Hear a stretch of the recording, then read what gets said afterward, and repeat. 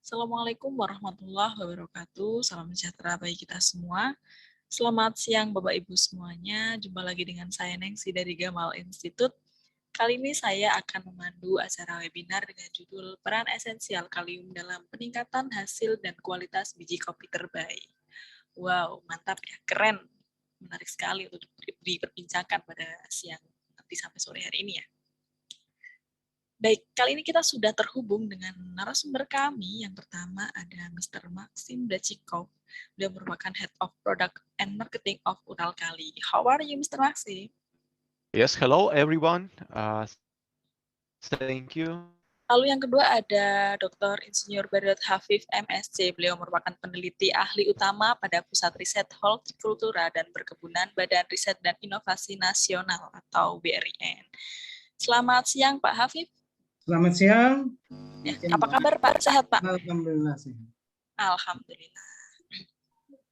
Dan tidak lupa saya mengucapkan terima kasih atas kehadiran Bapak Ibu sekalian. Baik Bapak Ibu semuanya, saya akan membacakan susunan acara terlebih dahulu. Yang pertama pembukaan, selanjutnya penyampaian pemaparan narasumber ya, dari dua narasumber terbaik kita pada hari ini. Dilanjutkan sesi diskusi, lalu yang terakhir penutup.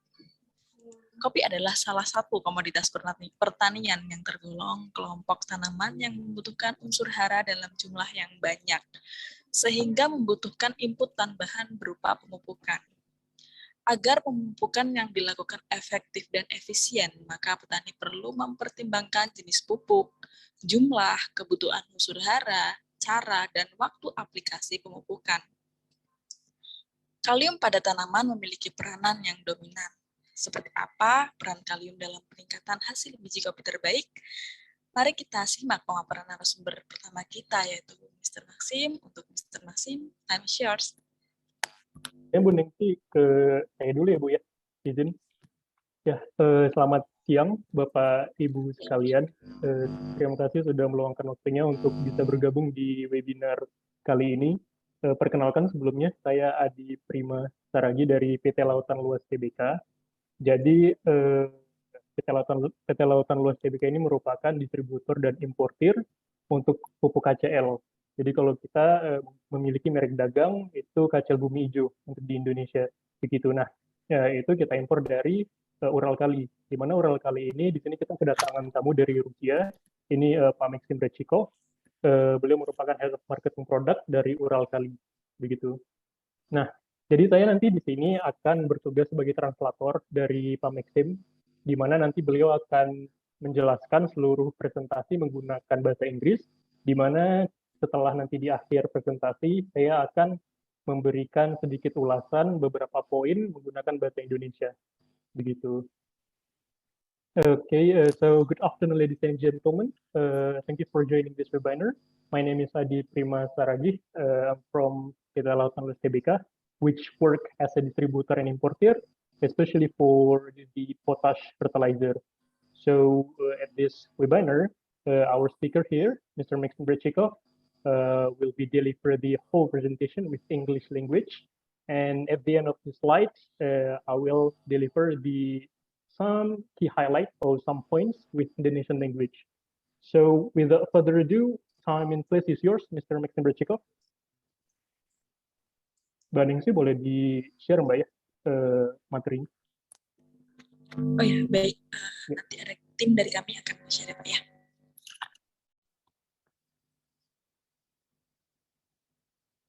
Ya barangkali Bu Ningsi, kita boleh ke pembicara dua dulu sepertinya Bu Ningsi.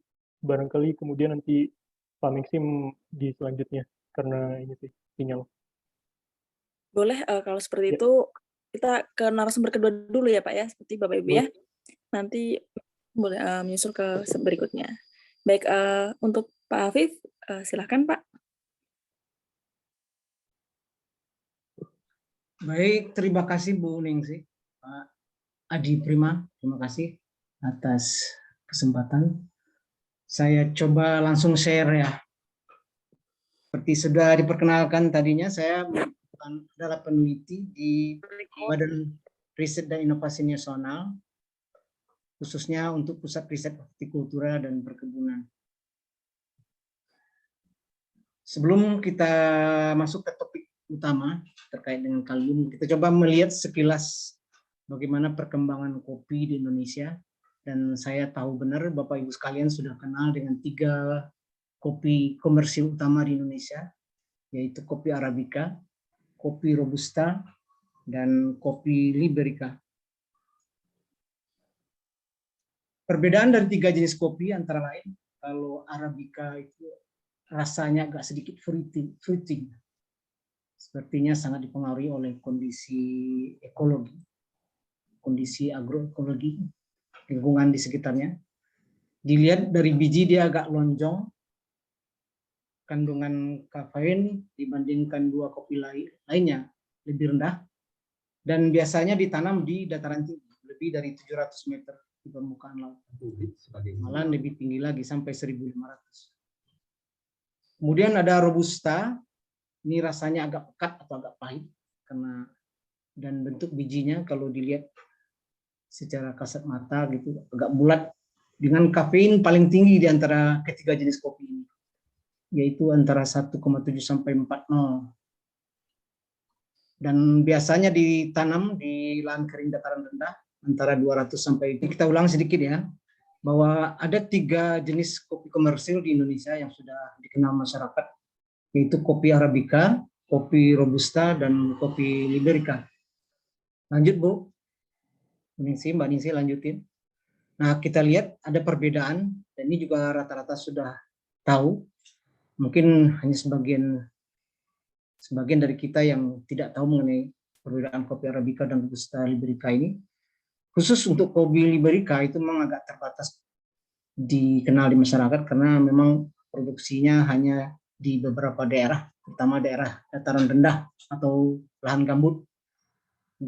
Untuk kopi Liberica ini terutama berasal dari lahan gambut Provinsi Jambi, Tanjung Jabung Barat terutama. Kemudian ada sentra produksi juga di lahan gambut Riau, dan di daerah lain masih sedikit ditemui hamparan kopi Liberica.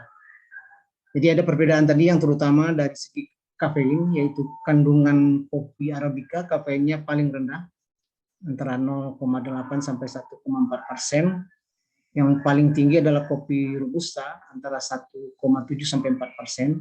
Sementara yang Liberica berada di tengah-tengah, antara 0,9 sampai 1,3%. Ini merupakan hasil analisis yang kami lakukan di laboratorium. Tempat tumbuh kopi ini juga berbeda, terutama untuk Arabica merupakan kopi dataran tinggi, biasanya berkembang di atas lahan ketinggian lebih dari 700 meter dari permukaan laut. Kemudian untuk kopi Robusta itu di lahan kering dataran rendah, yaitu antara 200 sampai 700 meter dari permukaan laut. Dan sementara kopi Liberica itu banyak sekarang dikembangkan di lahan gambut, seperti yang sudah saya uraikan. Lanjut Mbak Ningsi. Kita lihat sedikit sebelum ke topik utama, bagaimana produksi dan produktivitas dan pasar kopi Indonesia saat ini. Tahun 2020 menurut BPS, Badan Pusat Statistik, produsen kopi Indonesia merupakan produsen kopi ketiga di dunia di bawah Brasilia dan Vietnam, dengan luas lahan penanaman sekitar 125 juta hektar dan 123 juta hektar merupakan perkebunan rakyat. Total produksi itu sekitar 762.000 ton, yang terutama 99,3% berasal dari perkebunan rakyat, dengan rata-rata produktivitas laporan terakhir tahun 2020 yaitu sekitar 811 kg per hektar, sementara produktivitas saingan kita yaitu Vietnam, negara tetangga, itu mencapai rata-rata 1.200 kg per hektar. Lanjut Mbak Ningsi. Bagaimana pasarnya kopi Indonesia? Kopi yang paling banyak diekspor keluar adalah kopi Arabica. Total ekspor mencapai 379.000 ton, dengan tujuan utama negara United States, Malaysia, Jepang, Egypt, dan Jerman. Nilai ekspor itu sekitar 821,9 juta US dollar. Sementara pasar dalam negeri kita mengkonsumsi kopi hampir separuhnya, yaitu sekitar 323.000 ton. Dan Indonesia juga merupakan negara importir kopi dengan jumlah total impor itu sekitar 16,14 ton, yaitu senilai 38,28 juta US dollar. Lanjut Mbak Ningsih. Apa permasalahan? Kenapa produktivitas kopi kita rendah di Indonesia? Pertama, jelas itu pemupukan. Kopi rakyat itu banyak ditemui, malahan tidak dipupuk sama sekali. Apa adanya saja ya. Apa yang ada di lingkungan mereka itu saja yang mereka kasihkan. Dan juga walaupun sudah dipupuk, rata-rata itu takaran rendah. Kemudian penyebab lain, pemilihan klon tidak sesuai agroekologi dan bibit asalan. Kebanyakan kopi rakyat Indonesia, mereka hanya mendapatkan bibit dari bibit yang tumbuh atau biji yang jatuh di bawah kopi, kemudian mereka tanam ulang. Jadi tidak terseleksi, bukan merupakan kopi varietas unggul yang direkomendasikan oleh baik pemerintah ataupun pusat-pusat penelitian kopi. Kemudian yang ketiga, penyebab rendah, manajemen pemeliharaan kurang. Hampir tidak ditemui cara pemeliharaan yang baik, seperti tindakan pemangkasan. Dan kalaupun ada, itu dilakukan tanpa beraturan, tanpa jadwal waktu yang tepat. Kemudian ada juga yang ketiga, yang selanjutnya yang ditemui, tanaman penaung tidak dikelola. Jadi kurang pertimbangan. Pertama, kurang pertimbangan kebutuhan intensitas cahaya optimal. Jadi tanaman tahunan itu kan merupakan suatu upaya untuk memberikan kopi intensitas cahaya yang cukup, tetapi juga tidak berlebih. Karena kopi merupakan tanaman yang sedikit manja terhadap cahaya yang terlalu berlebihan. Permasalahan selanjutnya adalah serangan hama dan penyakit. Organisme tinggi, serangan OPT itu tinggi.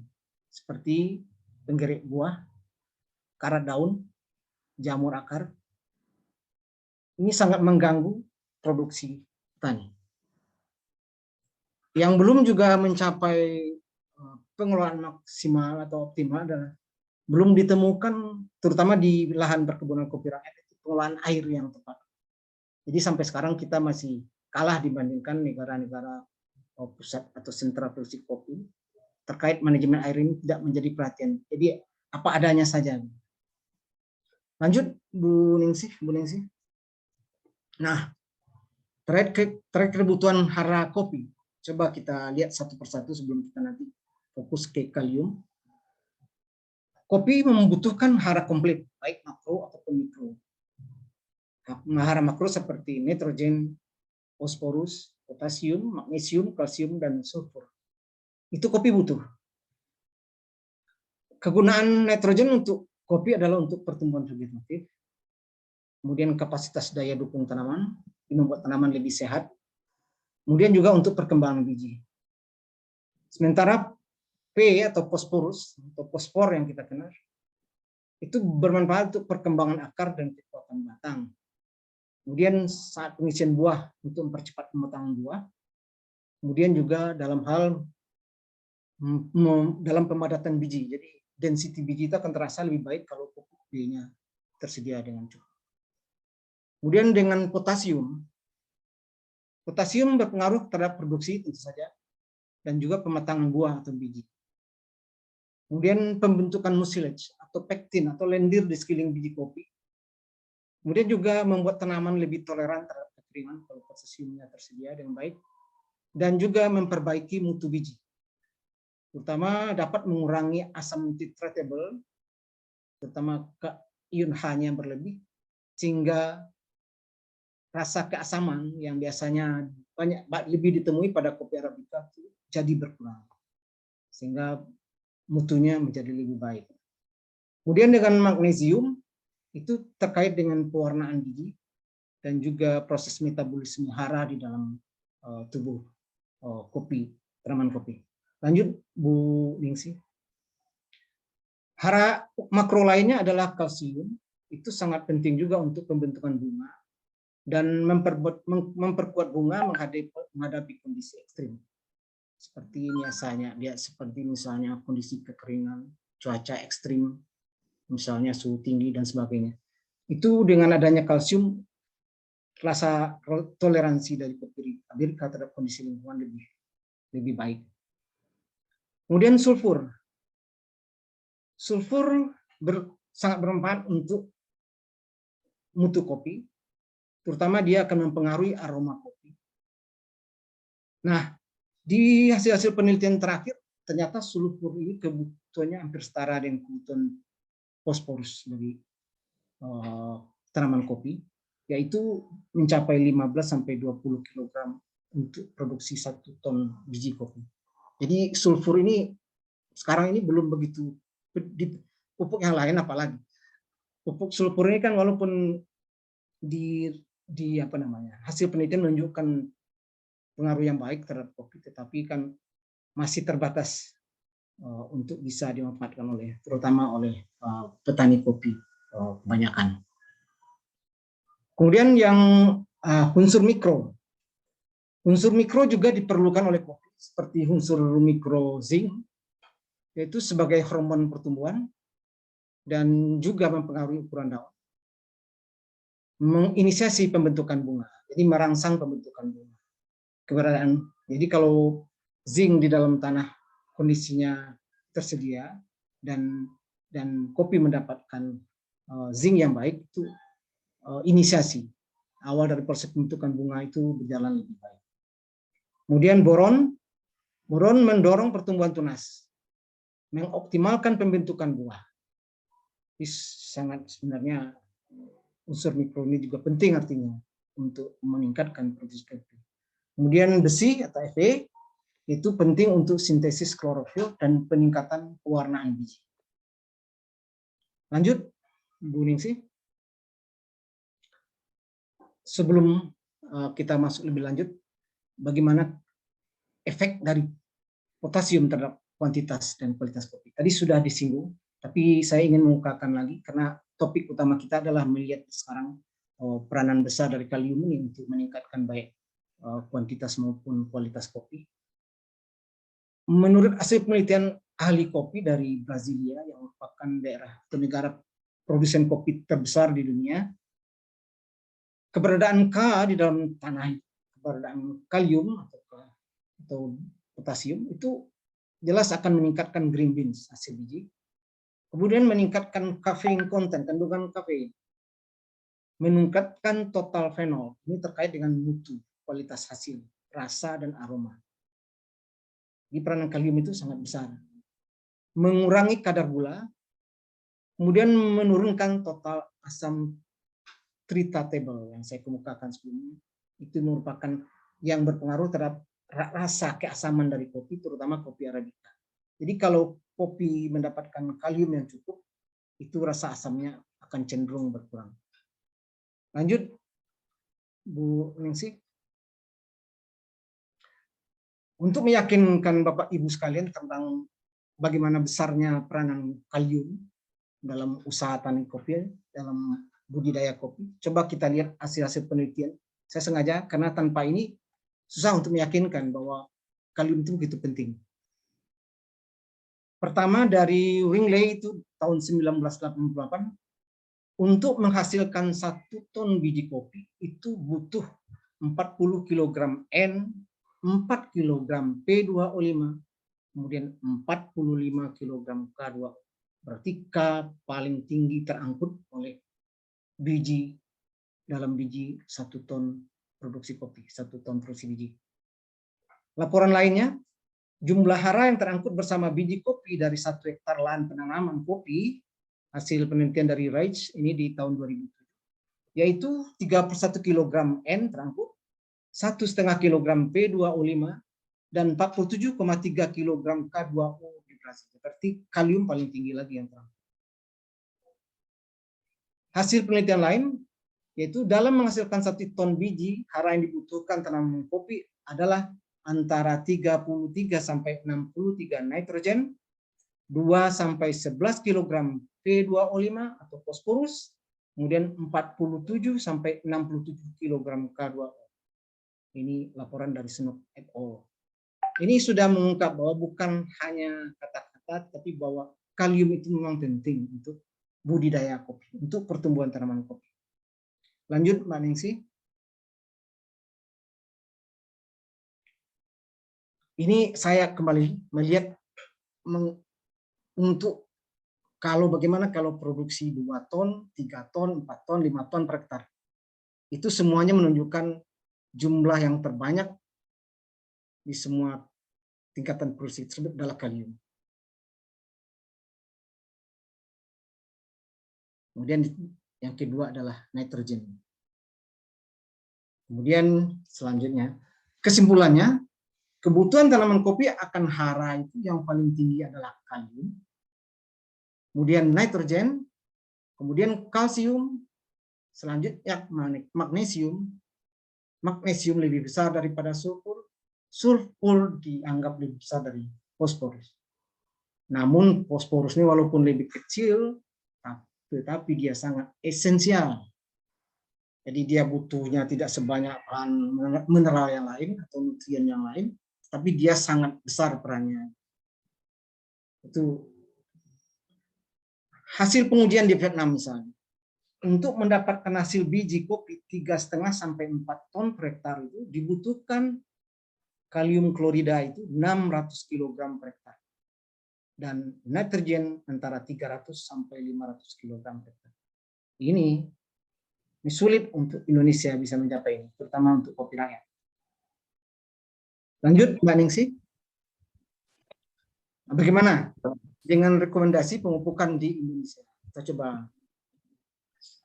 Ini merupakan rekomendasi Good Agriculture Practice Kementerian Pertanian, merupakan peraturan Menteri nomor tahun 2014, saya lupa.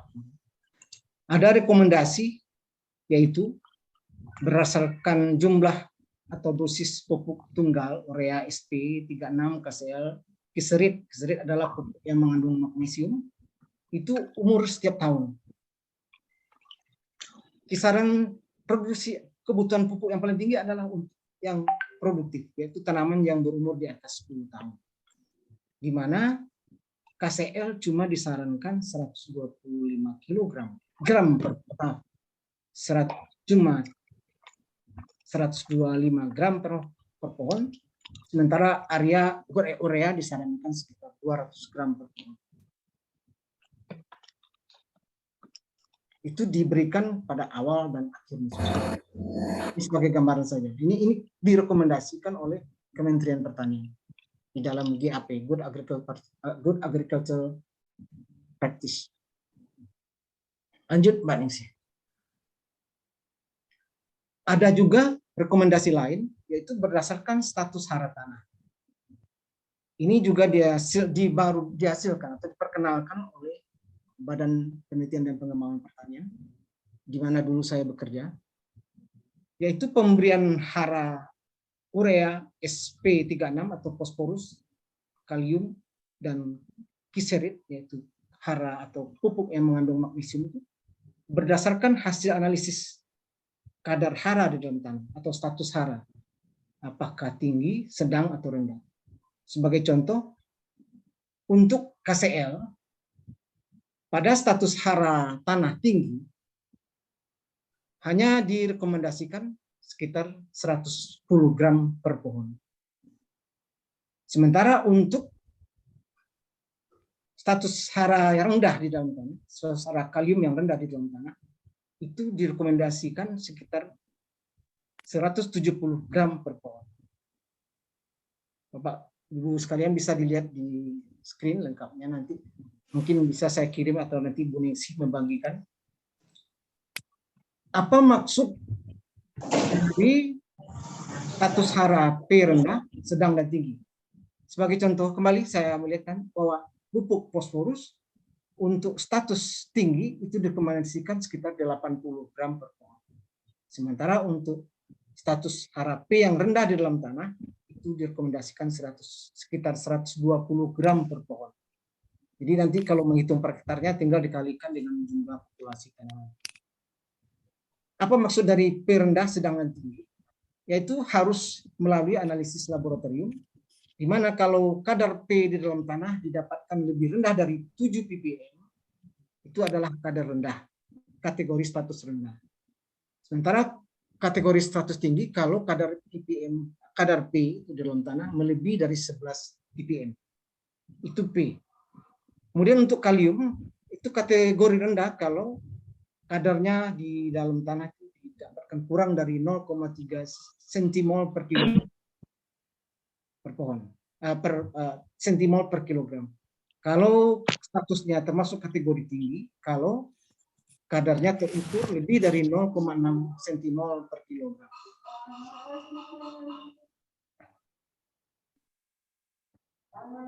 Apakah suara azan agak sedikit? Mudah-mudahan tidak mengganggu. Nah, ini hasil penelitian ini masih memerlukan penelitian lebih lanjut. Tapi dapat dipedomani bahwa kita sudah berusaha mencoba mengefisienkan penggunaan pupuk berdasarkan kepada status hara di dalam tanah. Kenapa hanya potasium dan kalium yang lebih diutamakan? Karena pupuk ini tidak mobile dalam tanah. Hara fosforus dan kalium itu tidak mobile, jadi tidak mudah berubah. Sementara kalau nitrogen itu sangat mudah berubah oleh pengaruh lingkungan. Jadi biasanya susah diprediksi kondisi atau status hara N di dalam tanah. Jadi kalau status hara P dan kalium itu cenderung lebih stabil. Lanjut Bang Isi. Kita coba perbandingkan dengan rekomendasi pupukan kopi di Vietnam, di mana mereka secara rata-rata produktivitas kopi rakyatnya melebihi dari 1.200 kg per hektar.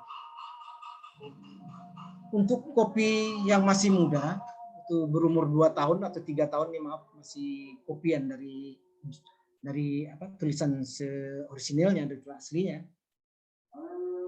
Jumlah kopi KCL atau jumlah pupuk KCL yang direkomendasikan itu hanya sampai kepada untuk umur 3 tahun sebelum produktif itu sekitar 200 kg per hektar. Nah, ini saja sudah lebih tinggi dari rekomendasi pupuk kita, rekomendasi pupuk yang kita berikan, yang diberikan oleh pemerintah. Ini seperti contohnya. Kalau waktu tanam hanya dibutuhkan sekitar 70 kg per hektar, kemudian umur 2 tahun itu 2 kali lipat sekitar 150 kg per hektar. Ini untuk tanaman yang baru dipindahkan. Bagaimana dengan tanaman yang sudah produktif? Direkomendasikan untuk tanah merah mazan. Tanah merah ini identik dengan tanah fosilit merah kuning atau tanah ultisol di Indonesia yang kategori masam seperti di Lampung misalnya atau Sumatera Selatan. Itu rekomendasi KCL yang diberikan itu sekitar 350 sampai 400 kg per hektar. Kalau petani kopi ingin mencapai hasil 3 ton per hektar, itu direkomendasikan sekitar 350 sampai 400 kg per hektar. Sementara untuk tanah jenis lainnya, kalau ingin mencapai produksi 2 ton biji per hektar, dokter biji kering per hektar, itu direkomendasikan untuk menggunakan KCL antara 300 sampai 350 kg per hektar. Jadi sangat berbeda sekali. Kenapa kopi kita hanya sampai saat ini hanya produktivitasnya hanya sekitar 800 kg per hektar, sementara di Vietnam, negara yang belakangan, lebih belakang dalam pengembangan kopi itu sampai mencapai 1.200, karena memang direkomendasikan pupuk yang sesuai dengan kebutuhan tanaman. Jadi sangat tinggi. Lanjut Mbak Ningsih. Saya ingin lebih terus mengungkapkan bahwa ini penting, khusus untuk tanaman kopi yang baru dipindahkan ke lapangan. Itu hasil penelitian menunjukkan, kami juga seperti kami nanti kami tunjukkan juga, bahwa sebenarnya untuk tanaman berumur 2 bulan, 6 bulan, 10 bulan baru dipindah ke lapangan, khusus untuk 2 bulan sampai 60 bulan itu, kalium itu tidak dibutuhkan.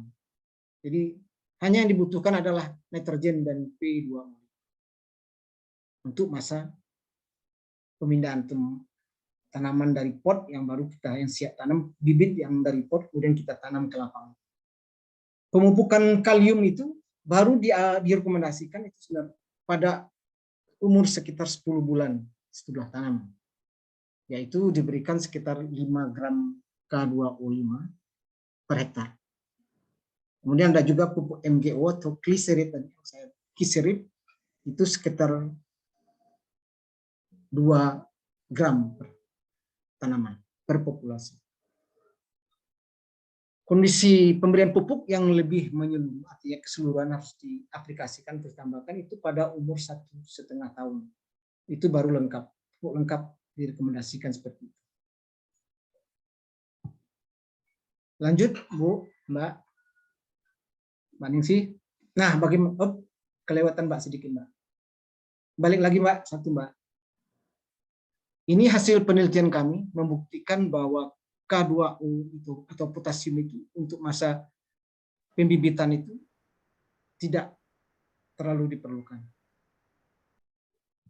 Seperti terlihat di peta di dalam gambar. Gambar ini maaf ini salah ini tabel. Seperti terlihat ini menunjukkan hasil pengukuran P atau P2O5 di dalam media tanam. Dalam ini adalah gambut, yaitu kami coba 3 jenis gambut, fibrik, hemik, dan saprik. Mudah-mudahan ini bisa dilihat Bapak Ibu sekalian. Kemudian ini hasil analisis kandungan K di dalamnya, dalam bentuk sentimol. Di sini, fosforus terlihat itu tinggi sekali, didapatkan di dalam gambut fibrik. Kemudian gambut yang sedang melapuk, artinya tidak terlalu melapuk, juga tinggi. Tetapi pada gambut yang sudah sangat melapuk, saprik, ditemukan tersedianya rendah. Ini gambar yang warnanya sedikit abu-abu ini setelah di akhir pengamatan. Jadi ini pada pengamatan awal, ini pada akhir pengamatan. Ini kami kombinasi dengan mikroba pelarut hara atau seluruh atau mikopa yang mempercepat pelapukan daripada bahan organik. Memang ada perubahan sedikit, yaitu di akhir terjadi peningkatan. Kemudian ini untuk kalium, kadar kalium yang kami temukan, yang terukur. Pada saprik kami temukan kandungan kaliumnya jauh lebih tinggi daripada fibrik. Tetapi di akhir di akhir pengamatan dari kopi ini merupakan kopi liberica yang kami cobakan. Ternyata pertumbuhan bibit kopi liberica pada gambut fibrik yang kaya akan fosforus tetapi rendah kalium, pertumbuhannya seperti ini. Hemik juga demikian. Sementara saprik yang cenderung lebih terukur kaya akan K2O itu tidak terlalu terpengaruh pada masa pembibitan. Ini merupakan contoh pembuktian bahwa bukan hanya kami yang mendapatkan, tetapi peneliti kopi di dunia lainnya juga menyatakan hal yang sama. Lanjut, Mbak Ningsih.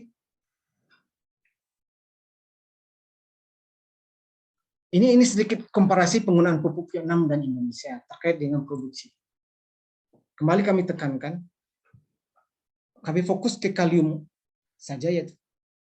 Kalau kita lihat, kembali untuk soal rekomendasi, untuk mendapatkan pupuk 2,5 mendapatkan hasil biji 2,5 sampai 3 ton per hektar itu jumlah K2O yang diaplikasikan sekitar 261 kg per hektar. K2O, bukan KCl. Kandungan K2O di dalam KCl itu sekitar 60%. Ya, saya paham Bapak, pada tahu semua.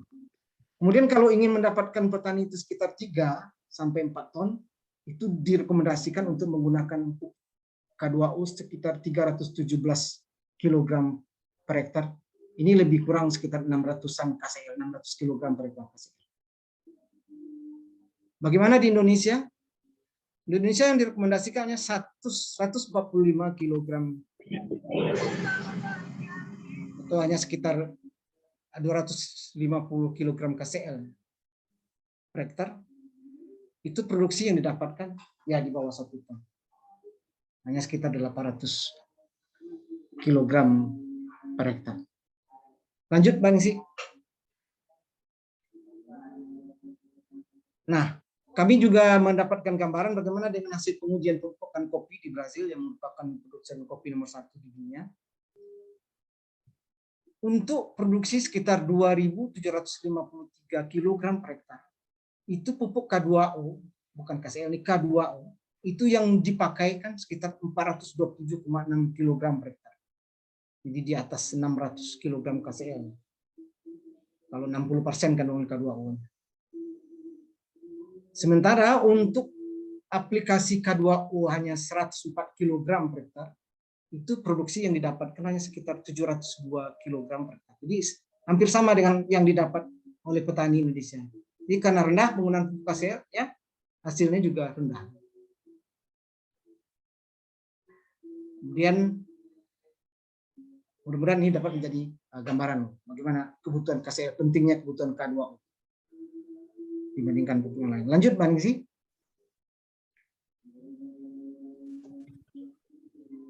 Nah, apa masalahnya sekarang? Masalah yang kita hadapi kalau kita merekomendasikan pupuk KCL atau kalium itu adalah harganya yang sangat mahal. Itu kalau kami beli misalnya di NTB itu sekitar 13.000 per kilogram.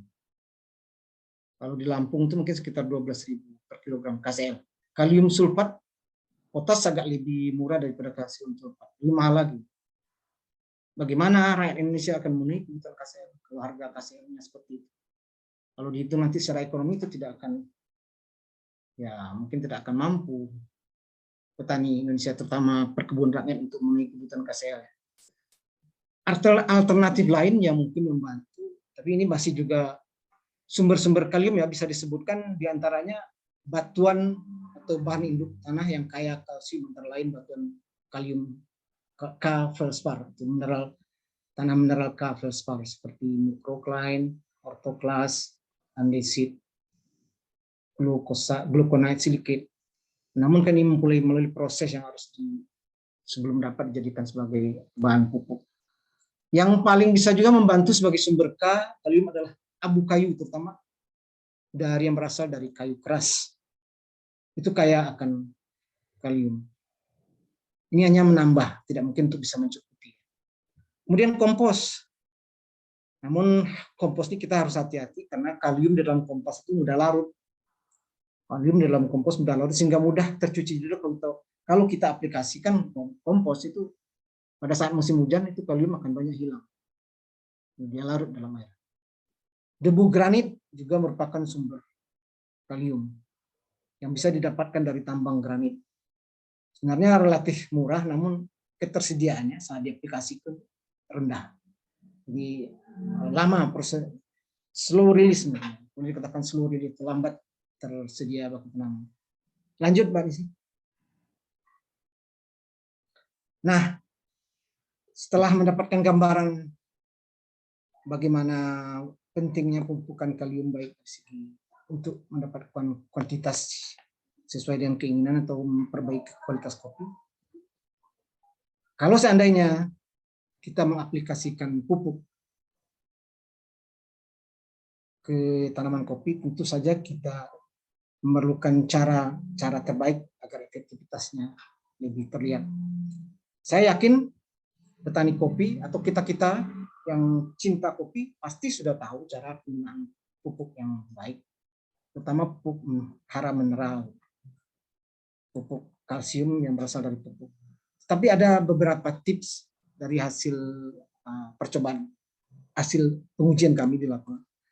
Kalau untuk kopi itu yang sangat jarang dipraktikkan oleh petani, mungkin tidak ada.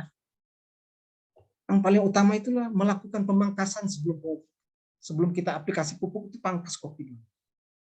Karena kopi itu tanamannya mudah membentuk tunas-tunas atau dahan-dahan yang tidak bermanfaat. Tunas air, kalau orang istilahnya ahli kopi, tunas air itu sering muncul dengan cepat. Nah, petani kalau yang mau memupuk kopi sering mengabaikan ini.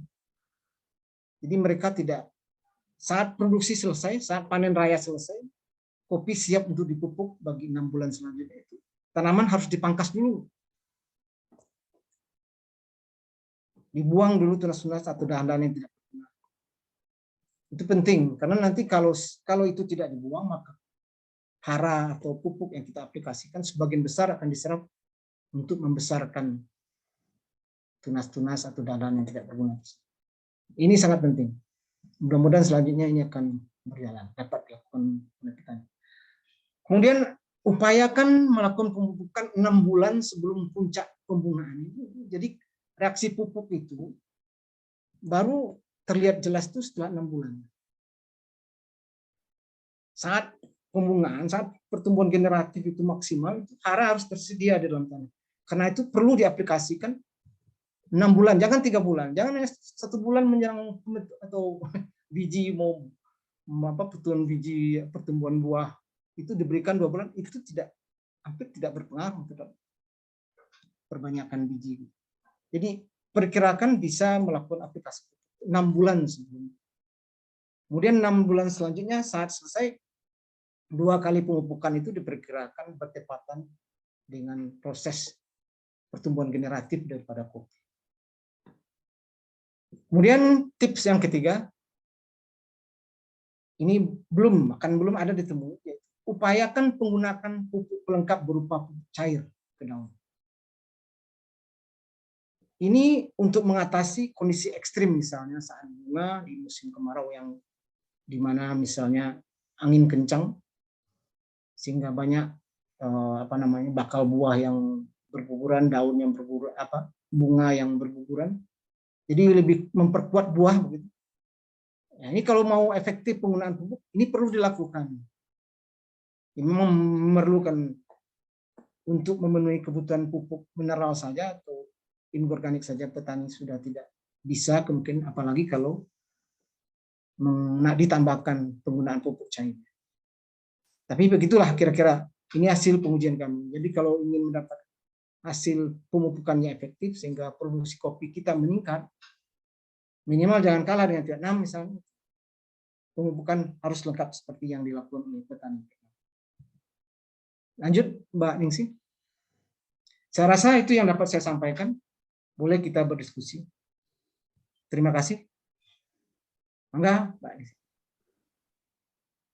Baik, terima kasih Pak Hafif. Luar biasa materinya pada sore hari ini ya, mantap. Ini ada beberapa pertanyaan Pak, saya bacakan ya Pak satu persatu. Baik. Yang pertama ada dari Pak Rahmat. Mohon klarifikasi apakah data produktivitas rata-rata di Indonesia 813 kg per hektar merupakan data green bean atau wet parchment Pak? Itu data green beans dari BPS. Saya mengambil data dari BPS tahun 2020. Juga ada look kopi ya. Maaf, saya agak minum sedikit. Itu juga menyatakan produksi sekian. Jadi green bean sekitar itu taksiran saya rasa lebih tinggi daripada real. Kalau kopi Lampung mungkin sekitar 700-an ya. Saya tidak mengerti kenapa bisa dilaporkan 800-an. Maaf bukan ya. Begitu Mbak Nisi. Baik Pak. Selanjutnya ada pertanyaan dari barangkali ke Pak Maxim dulu Mbak ya. Habis itu sudah Pak. Mr. Maxim sudah. Iya, sudah bisa. Oh coba. Baik, mohon maaf ya Bapak Ibu yang tadi bertanya, saya tahan dulu. Nanti saya bacakan setelah pemaparan materi dari Mr. Maxim. Silahkan Bapak. Mr. Maxim, are you there? Boleh di-share Mbak Nanti materinya.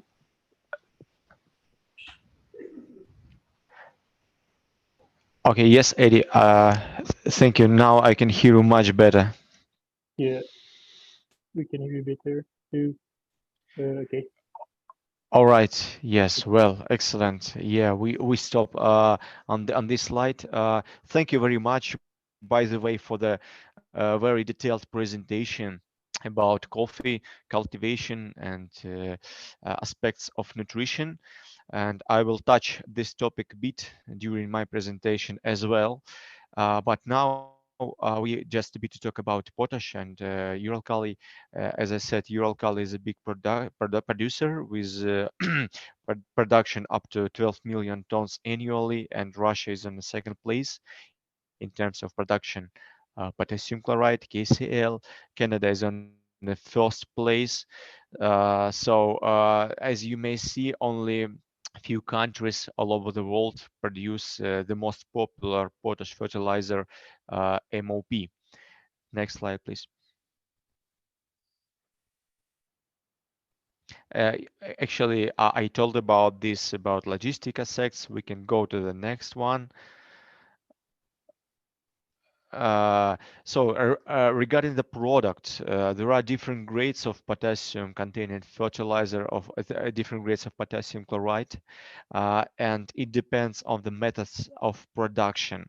Uralkali product line have different grades, like a pink granular, pink standard MOP, that normally used for agricultural use, for agricultural purposes, for direct application, or for mix, but for blending, for production of compound fertilizer as NPK, and white standard MOP normally used as a water-soluble fertilizer for leaf application.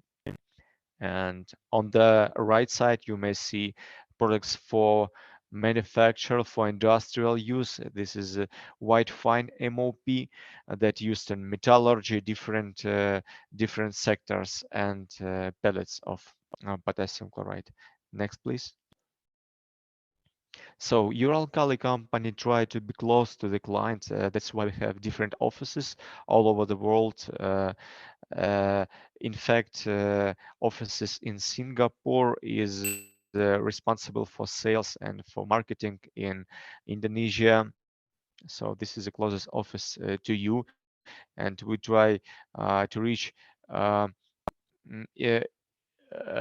in and to be understood for each individual client, in order our clients, the farmers, understand how to use, how to apply potassium fertilizer. That's why actually we run this kind of seminars. Next slide, please. Next. Yes, and a bit about what is potassium chloride.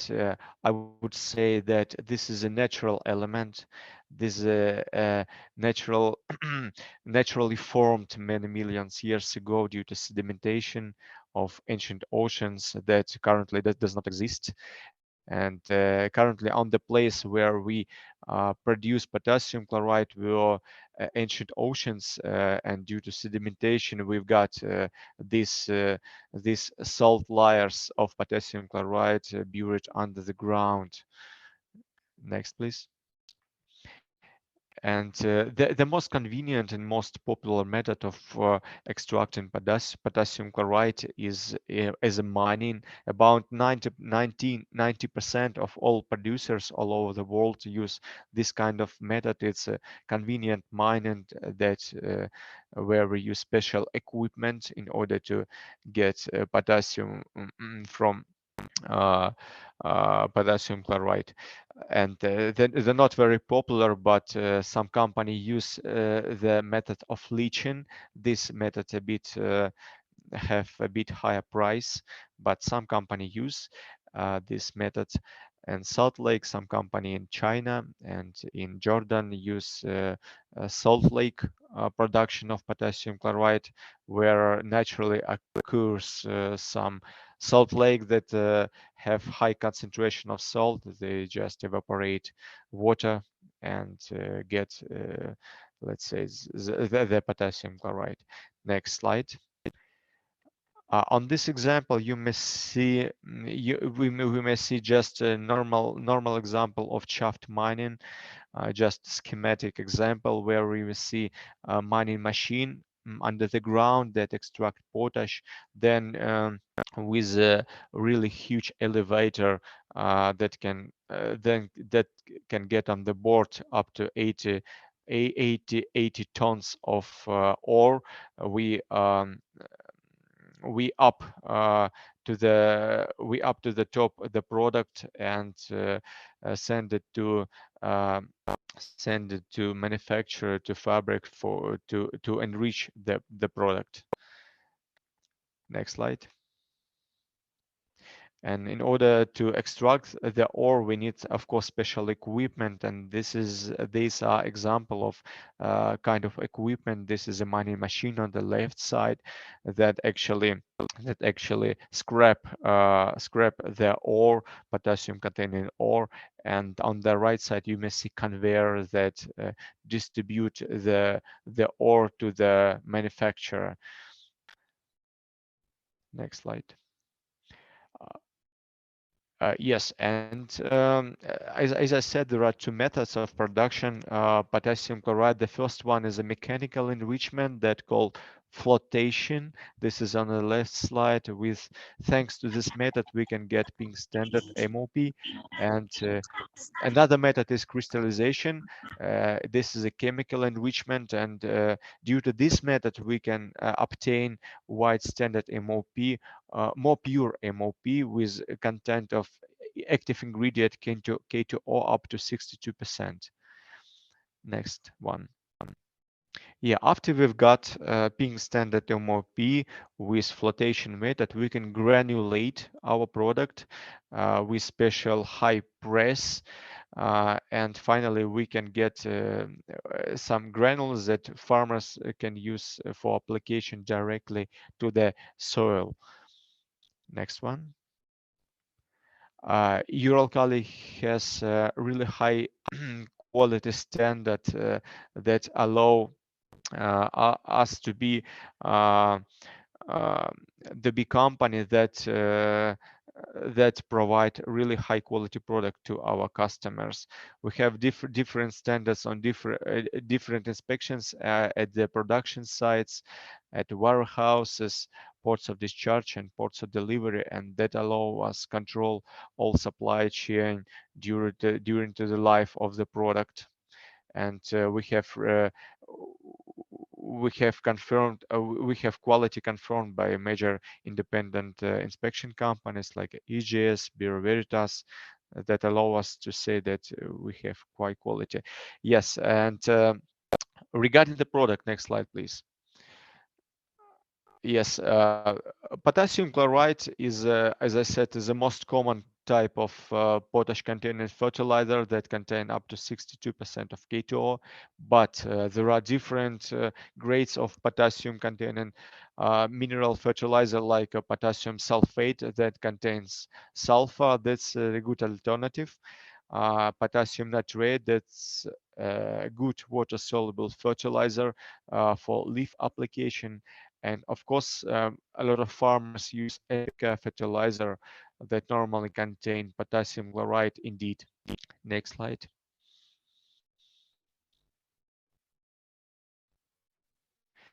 Yes, and now the time to talk about the function of potassium for the plant and for the coffee in particular. Each nutrients play an individual role within the plant, and we cannot neglect each. We cannot neglect each of them. So potassium plays the role of transfer of the nutrients, of the minerals and vitamins within the plant. It helps to tolerate the plant for different stress factor. At the same time, nitrogen and phosphorus play their own role, and the main rule that we should apply all kind of nutrients in the amount that needed for plant,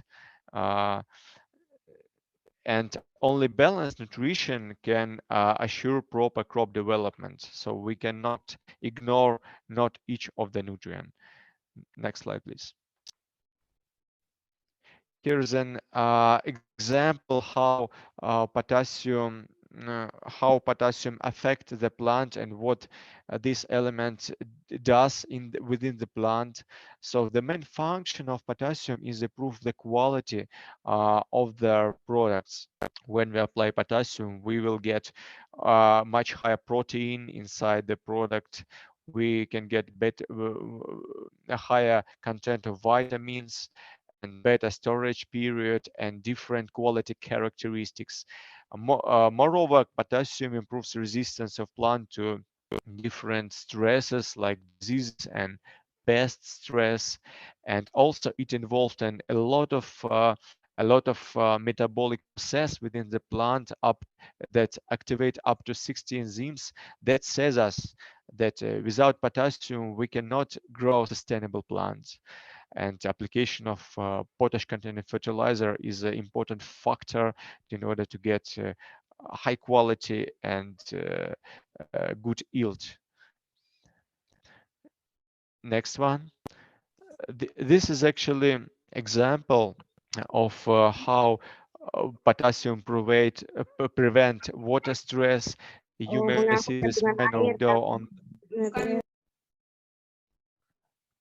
Yes, we can see the minor window on the leaf that calls stomata, and potassium actually helps to open and close this tiny window that allow to prevent evaporation when we have hot stress.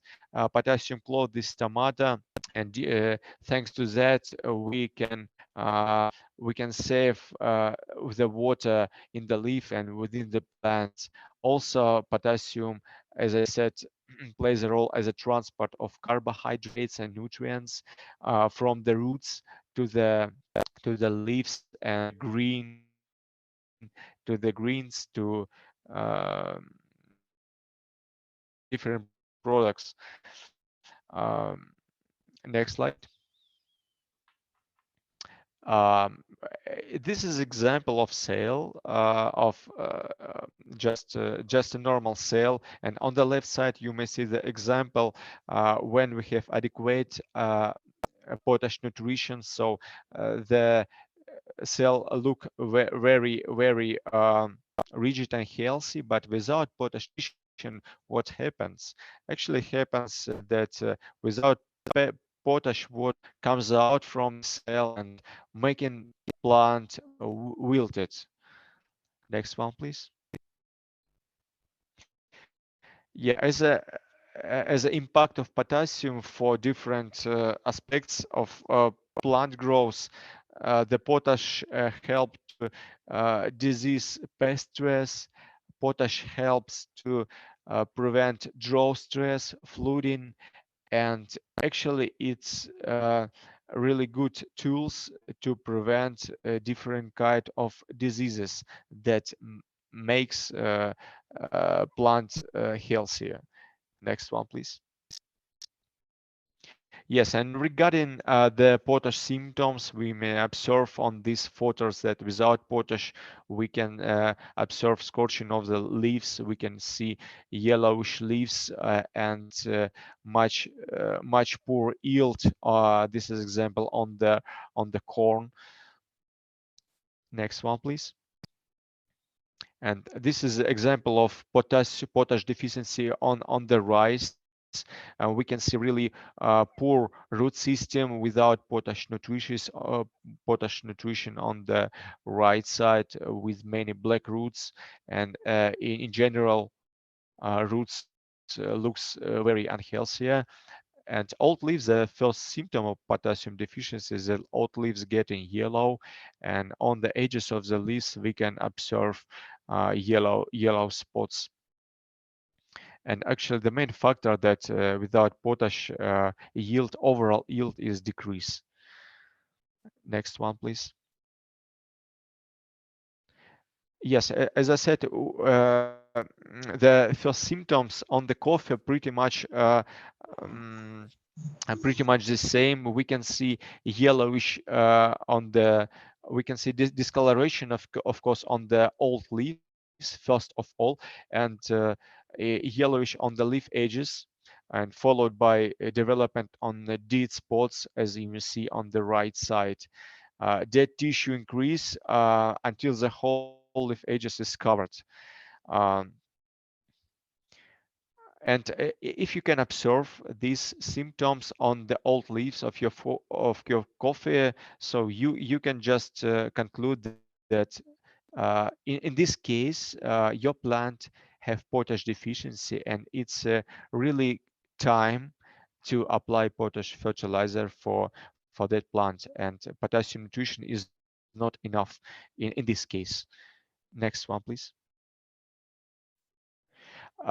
Yes, coffee really like to grow on a fertile soil as a lot of crops, but ideal is a volcanic red earth or deep sandy loam soil. And actually, coffee really don't like overflooding, so the soil should be really good drained. Um, However, when we grow plant as a commercial, we uptake a lot of nutrients from the soil, and the first point we have to replenish the nutrients that are removed from the crops. And in general, as previous speaker told, um, generally from the 1 ton of green beans, coffee tree approximately uptake 50-60 kg of potassium, 50-60 kg of K2O, and this volume that replaced from the yield should be removed to the soil. And average productivity of coffee in Indonesia is not really high compared to Vietnam, for example, or Brazil, and it's about 800 kg per hectare per year. But nevertheless, this amount should be replaced with the needed with the nutrient that was uptaken. Actually, potassium is particularly necessary during the period of fruit expansion and ripening. That means that split application 2 times per year, 3 times per year, even 4 times per year is the best method of apply potassium fertilizer. For Robusta coffee, that is most popular kind of coffee in Indonesia after Arabica.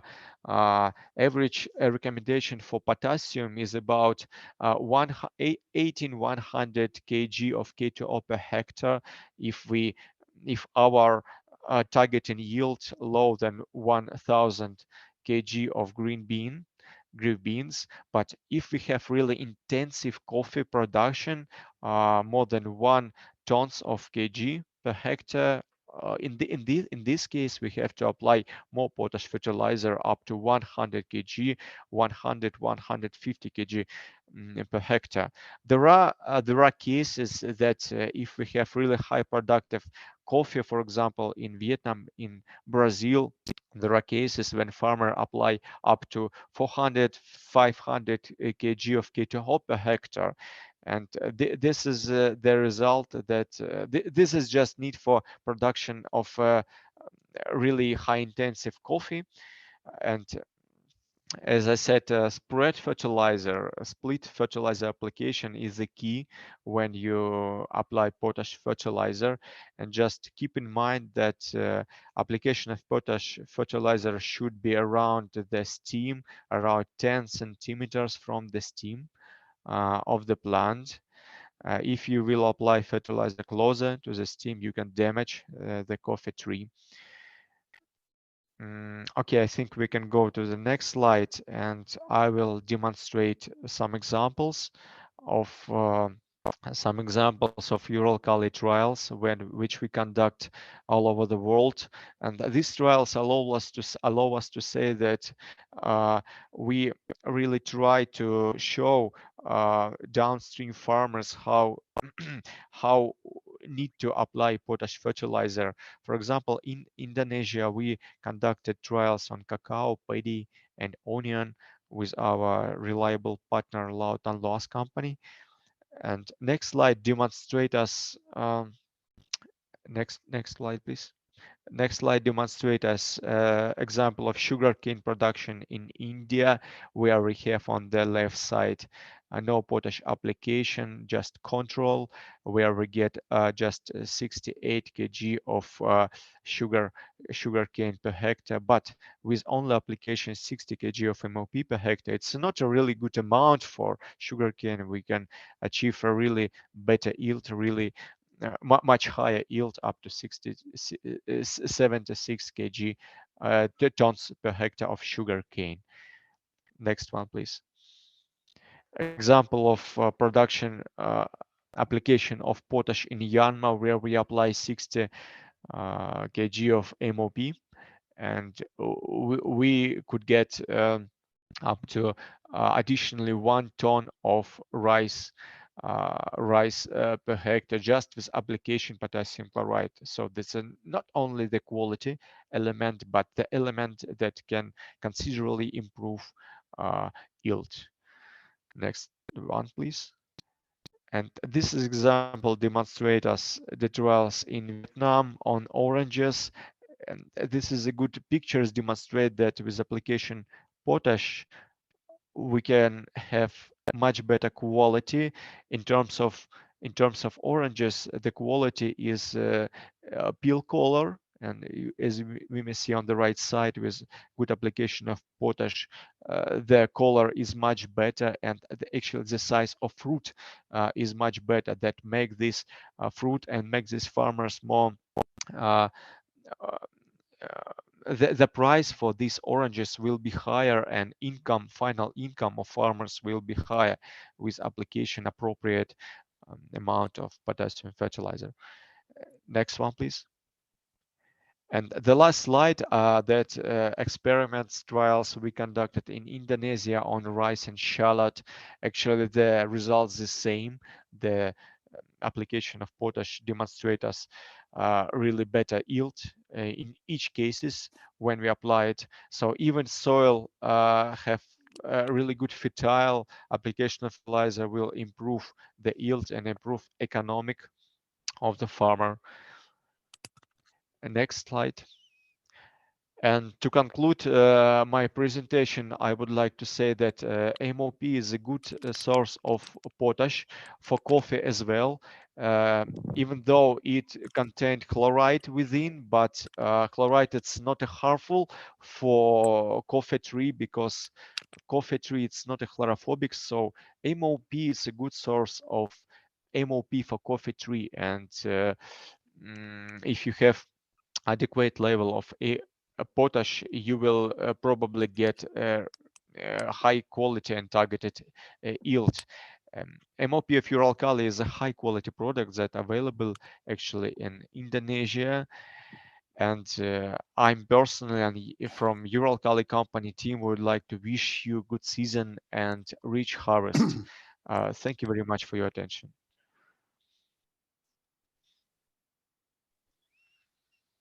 Ya, baik. Thank you, Mr. Maxim. I will give you some points in Indonesian language. Jadi Bapak Ibu, tadi saya akan sedikit merangkum beberapa poin menggunakan bahasa Indonesia. Jadi tadi sudah dijelaskan oleh Pak Maxim bahwa Uralkali adalah produser utama untuk pupuk KCL dan yang menjadi terbesar di Rusia, di mana memiliki 20% dari total volume produksi KCL di dunia dengan produksi hingga 12,3 juta ton per tahunnya. Gitu. Nah, kemudian yang kedua adalah jenis KCL yang diproduksi oleh Uralkali. Itu tadi untuk pertanian ada pink granular, kemudian pink standard MOP, dan juga white standard MOP. Jadi ada yang pink granular, ada yang pink standard, dan yang putih MOP. Di mana tadi untuk yang putih sendiri biasa digunakan untuk aplikasi daun. Begitu. Dan tadi ada juga untuk penggunaan industri yang bisa digunakan untuk metalurgi, yaitu yang white fine MOP dan yang pellets yang ada bentuk compaction. Begitu. Kemudian tadi ada 3 metode produksi. Jadi tadi ada produksi konvensional yang menggunakan tambang batuan potash. Itu yang digunakan oleh Uralkali. Kemudian yang kedua, itu ada ekstraksi, pemisahan zat atau senyawa dari cadangan kalim yang berada di bawah tanah, kemudian di-absorb, diserap ke permukaan. Dan ini tadi impor dari Pak Maxim bisa memakan biaya yang cukup besar. Tapi ada yang menggunakan yaitu MOP Kanada. Kemudian tadi ada yang ketiga itu evaporasi, jadi penguapan air asin baik dari danau dan laut yang terbentuk secara alami, yang banyak digunakan oleh China dan Jordania. Gitu. Kemudian tadi metode produksi yang digunakan itu memang dari pertambangan batuan potash. Jadi ketika batuan potash tadi sudah didapatkan dari pertambangan, itu akan diproses kembali menggunakan flotasi. Jadi ada flotasi yang menghasilkan pink standard MOP. gitu. Yang untuk unsur haranya sendiri K2O-nya itu 60%. Tapi ada juga tadi kristalisasi. Jadi kristalisasi itu menghasilkan white standard MOP yang bisa dimaksimalkan lagi untuk K2-nya itu berkisar di 62% gitu. Kemudian tadi untuk mendapatkan MOP granulasi itu MOP powder atau MOP standar itu dilakukan hot pressing, alat penekanan hot pressing pada roller press. Jadi ada jalur pressingnya yang kemudian nantinya dipecah dan disaring, di screening untuk mendapatkan butiran granul yang setara. Gitu. Kemudian tadi juga dipaparkan bahwa kualitas dari material ural kali, pupuk ural kali sendiri khususnya MOP itu telah dikonfirmasi oleh IFA, International Fertilizer Association, berdasarkan dari Product Steward Excellence-nya, yaitu terkait dengan HSE manajemennya, jadi Healthy Safety Environment-nya. Itu baik dari kesehatan, keselamatan, dan lingkungannya. Itu sudah dijamin. Kemudian yang kedua tadi ada ISO 9001, terkait dengan quality management sistem terhadap produk dan service yang diberikan. Kemudian yang ketiga SGS atau Bureau Veritas, itu terkait dengan inspeksi, audit, dan sertifikasi dalam produk, kemudian dalam pengolahannya sendiri, dan juga nanti sampai service kepada customer. Itu, dan tadi ada dijelaskan juga terkait jenis-jenis dari hara kalium sendiri. Jadi tadi ada kalium sulfat yang K2-nya berkisar di 50-53%, kemudian di kalium nitrat K2O-nya di 46,2%, dan di NPK itu K2O-nya di 6-36%, dan ada juga potasium magnesium sulfat, itu K2O-nya di 25-32%, dan yang paling banyak ditemukan di market atau di market yaitu KCl dengan K2O-nya 60%. Karena yang pertama memang bila dibandingkan terkait harga cukup murah dan yang paling banyak diproduksi di dunia gitu. Jadi memang ada sekitar lebih dari 70 ton per tahunnya untuk KCl dengan K2O yang 60%. Itu. Nah, tadi disampaikan juga peran penting kalsium. Jadi tadi ada yang pertama resisten terhadap tanaman resisten terhadap penyakit, kemudian meningkatkan asimilasi karbon dioksida, dan juga untuk meningkatkan proses fotosintesis, ada aktivasi enzim yang berperan di sana, resistensi terhadap kekeringan, level protein, dan tentu untuk produksi yang optimal. Karena memang seperti yang kita ketahui, apabila berbicara mengenai kalium, fokusnya tentu ke produksi. Tadi juga ada peran pentingnya di dinding sel. Jadi ketika kaliumnya tercukupi, dinding sel akan menguat. Serta kebalikannya, ketika kaliumnya tidak tercukupi dengan baik, maka kekurangan kalium itu sel akan melemah, sel daun, dinding sel. Gitu. Nah tadi juga kemudian apa yang terjadi bila defisiensi kalium? Gitu. Pada umumnya memang terjadi klorosis dan nekrosis. Sama halnya juga dengan tanaman kopi. Jadi klorosis gagalnya pembentukan klorofil, daunnya menguning, dan nekrosis yaitu kematian sel pada jaringan daun tersebut. Gitu. Nah, terkait dengan produksi, tadi sudah dijelaskan juga panjang lebar, yaitu untuk memenuhi per 1 ton biji kopi, coffee bean, itu maka kebutuhan pupuk potasium adalah 36-50 kilo, di mana kebutuhan per hektarnya itu adalah sekitar 145 kg kalium per hektar. Tapi bisa dimaksimalkan lagi, seperti tadi dicontohkan ya aplikasi di Vietnam dan Brazil, itu bisa sampai di 400 sampai 500 kg kalium per hektar. Begitu.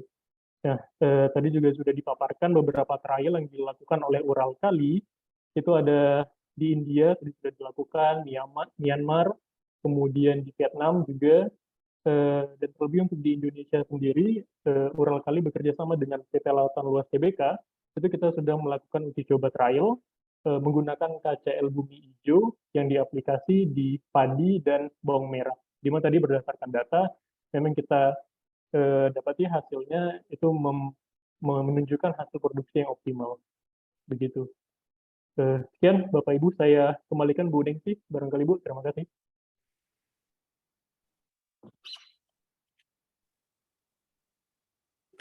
Terima kasih luar biasa, Mr. Maxim, thank you. Kita sudah mendapatkan 2 materi ya Bapak Ibu sekalian, 2 materi sekaligus dari narasumber kita pada sore hari ini. Ini luar biasa sekali. Namun saya mengingatkan kembali pada Bapak Ibu yang belum mengisi link absensi, silakan untuk mengisi. Untuk linknya ada di room chat yang sudah kami share. Silahkan bergabung di WA group yang telah kami share linknya. Baik Bapak Ibu sekalian, saya akan melanjutkan pertanyaan. Berikutnya ini ada dari JPC nih, Jakarta Punya Cerita nih. Gimana pengaruhnya pertumbuhan pohon kopi tanpa pupuk kimia? Ini pertanyaan tadi ditujukan kepada Pak Hafif. Silakan untuk langsung dijawab, Pak. Oh, baik, Bu. Ya, memang benar itu. Kalau sekarang itu kan yang lebih diinginkan adalah kopi organik. Karena dirasa itu lebih aman bagi kesehatan manusia. Jadi tidak salah, Ibu, bahwa kopi yang dicari adalah kopi organik. Tapi permintaan akan kopi anorganik luar biasa. Karena tidak, ya mungkin terkait dengan konsumennya. Siapa yang mencari kopi lebih murah ya kopi biasa. Kalau kepingin kopi enak, sehat, itu dengan harga yang relatif murah. Ini tergantung kita, Bu. Boleh, silakan mau organik, kalau menjadi petani kopi, mau anorganik, ya silakan pilih. Terima kasih, Mbak. Iya, baik. Untuk JPC, user JPC sudah jelas jawaban dari Bapak Hafif? Boleh saya kasih komentar, Mbak? Boleh saya kasih komentar? Silakan, Bapak. Monggo. Baik, ya. Pak Hafif, Boleh. Assalamualaikum warahmatullahi wabarakatuh. Saya Pak Hafiz ya, adalah kopi konsultan dan kopi trader. Jadi Bapak bilang tadi tergantung demand. Betul Pak.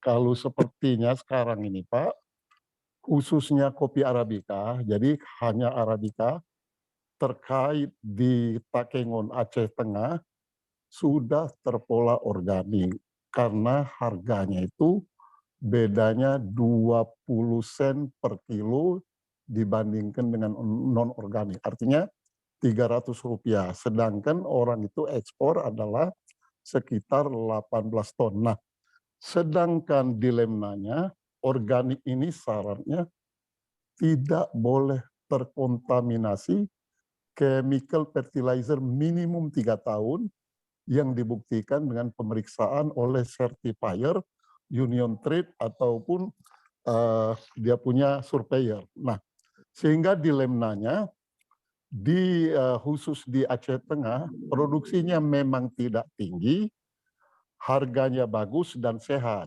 Nah, inilah yang artinya yang tadi sudah dijelaskan detail, buah simalakama juga. Kalau robusta orang pakai pupuk Pak semua, tapi kalau di Arabica karena itu memang sudah granted from the God, jadi tanahnya itu udah bagus, jadi memang beli pupuk mahal, tidak pakai pupuk, akhirnya dapat harga tinggi. Itu informasi Pak, praktek di Takengon Aceh Tengah Pak. Makasih Pak. Begitu Pak, setuju saya Pak. Betul begitu. Memang kopi organik harganya itu yang luar biasa. Namun jumlah produksi yang didapat relatif lebih rendah ya Pak. Memang agak sulit untuk bisa mempertahankan produksi dalam taraf yang ditargetkan untuk organik itu, karena sumber bahan organiknya juga bukan hal yang mudah untuk mendapatkannya. Memang bunyinya, teorinya enak, tapi dalam real kenyataan di lapangan susah sekali itu Pak. Ketersediaan bahan organik itu tidak bisa memenuhi keseluruhan ya areal penanaman Pak. Mungkin ya hanya karena itu bisanya jadi berkembang ya tetap berkembang kopi non organik. Saya rasa saya setuju dengan Bapak. Terima kasih. Mbak Nengsi, boleh tanya lagi? Boleh nggak persoalan ini kita dengarkan juga informasi daripada Mr. Maxim? Saya akan bertanya langsung karena dia punya pengalaman global gitu. Kita mintakan aja pendapat dari dia. Kalau boleh, tapi kalau tidak boleh silakan, nggak apa-apa.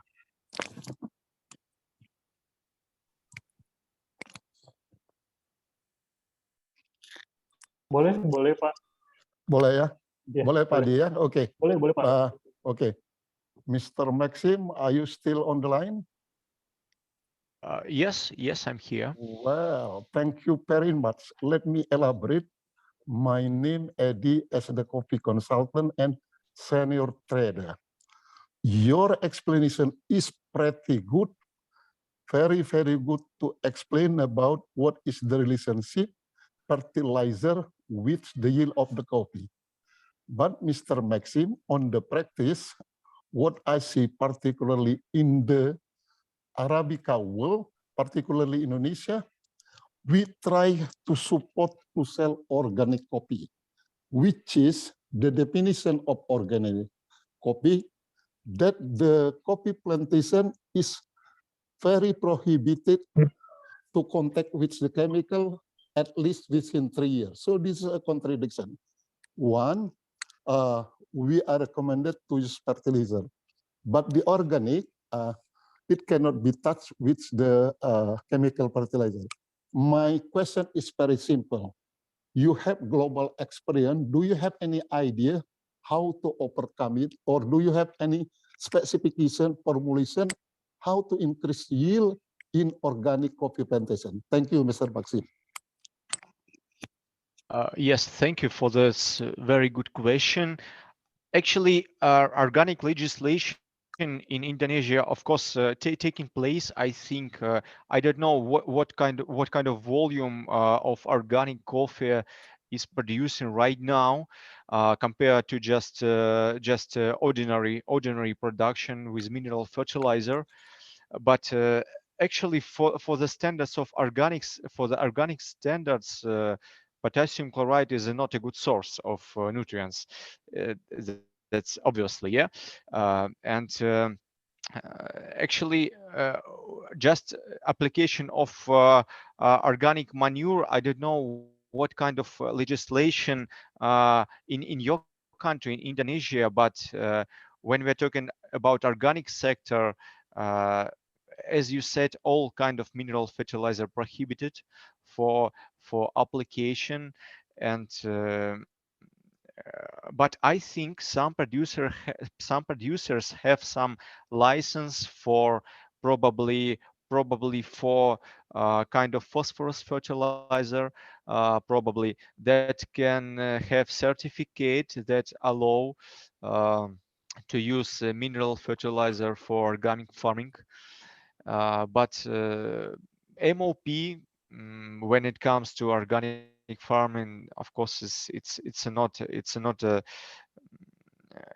good source of potassium. There are a lot of sources of organic substance, like manure, different kind of organic matter, and you should build up your nutrition scheme, just taking account this kind of organic matter. Fine.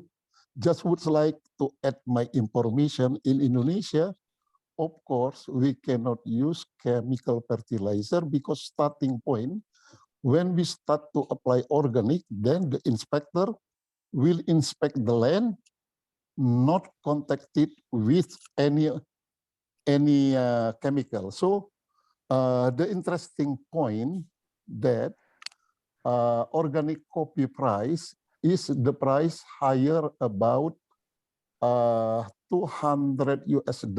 per metric ton or 20 cents per kg. That is one. Second, demand of organic quite lot, and production of organic is about 1/3 about Indonesian production. Let's say Indonesian production is 700,000. 1/3 is the Arabica, which is more produced in Banda Aceh. Well, this is very interesting. In fact, it is not problem in Indonesia, everywhere in the world. One, we need more higher income, but we are facing the problem lower yield. I think that is the adjacent information. For me, this is a problem for me. Thank you. Yes, Thank you very much. Actually, 1/3 of overall production of Arabica, it's a really huge volume of organic production, and I agree. But as you was said that yield in terms of organic production will be lower, and in order to overcome low yield, it needs to apply a really huge volume of organic fertilizers, and even this volume of application would not be the key point. Thank you for the question. Oke Mbak, cukup Pak. Terima kasih Pak Adi, terima kasih Pak Habib.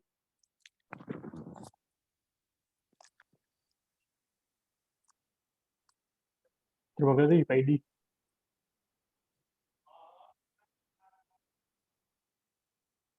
Ya Mbak Dengsi, barangkali bisa dilanjut. Ya, baik.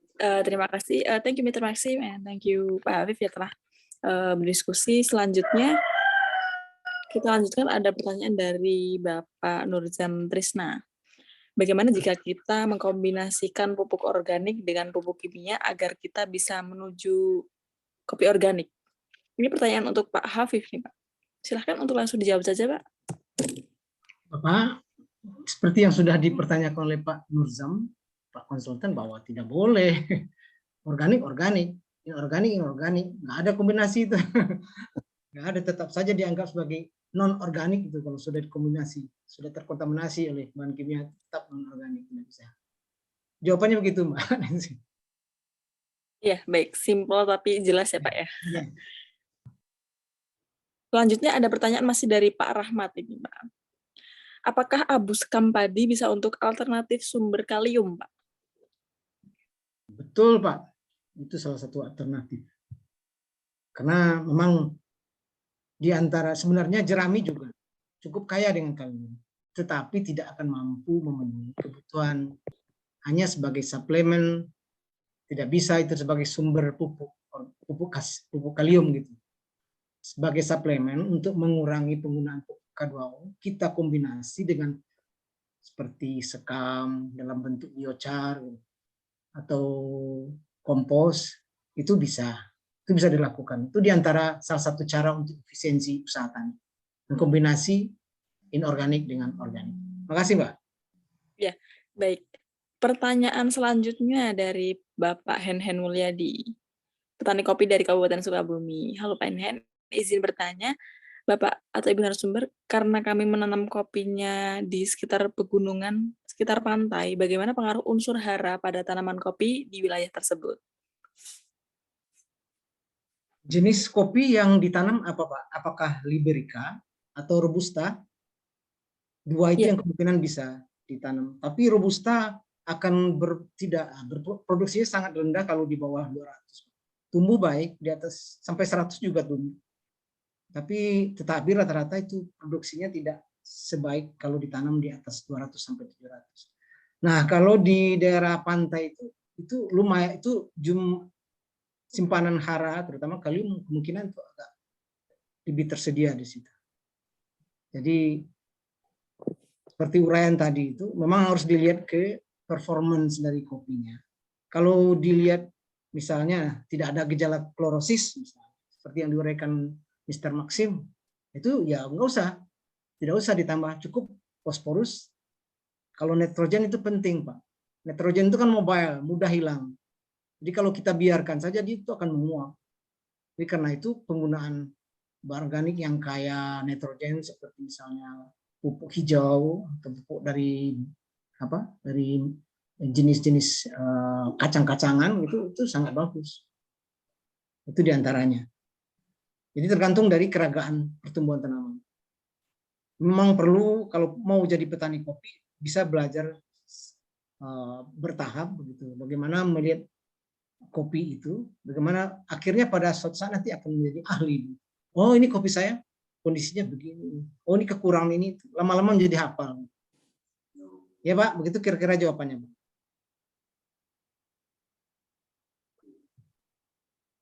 Ya, baik. Terima kasih Pak Hafif. Bagi Bapak Ibu yang ingin bertanya, saya persilahkan, masih ada kan? Sebelum kita tutup.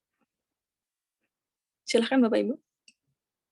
Kembali saya ingatkan, silahkan untuk mengisi link absensi yang sudah kami share untuk mendapatkan sertifikat. Dan silahkan bergabung di WA Group yang linknya sudah kami share juga untuk melanjutkan diskusi pada sore hari ini. Silahkan Bapak Ibu yang ingin bertanya.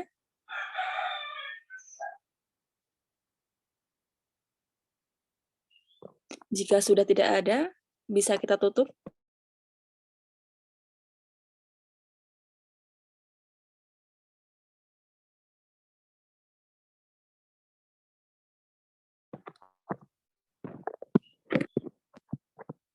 Ya, karena sudah tidak ada pertanyaan dan waktu kita sudah masuki pukul 4 lebih ya. Sudah cerita terakhir adalah penutup. Alhamdulillahirrahmanirrahim. Selesai sudah acara kita yang sangat luar biasa pada sore hari ini, webinar dengan judul peranan esensial kalium dalam peningkatan hasil dan kualitas biji kopi terbaik, dengan narasumber Mr. Masim Brechiko dan Dr. Insinyur Berat Hafid. Thank you so much. Terima kasih Bapak Hafid. Terima kasih juga kepada Bapak Ibu yang telah hadir sampai akhir. Semoga acara kita pada sore hari ini bermanfaat dan menimbulkan kolaborasi dari para pelaku usaha. Sampai jumpa di lain kesempatan. Sebelum ditutup, mohon maaf apabila ada salah kata maupun perbuatan. Kami dari tim Gamal Institute izin pamit. Wassalamualaikum warahmatullahi wabarakatuh. Waalaikumsalam warahmatullahi Waalaikumsalam. Terima kasih Bu Ningsih. Terima kasih Pak Afif waktunya Pak. wabarakatuh. Thank you Mr. Maxim Brechiko. Thank you very much.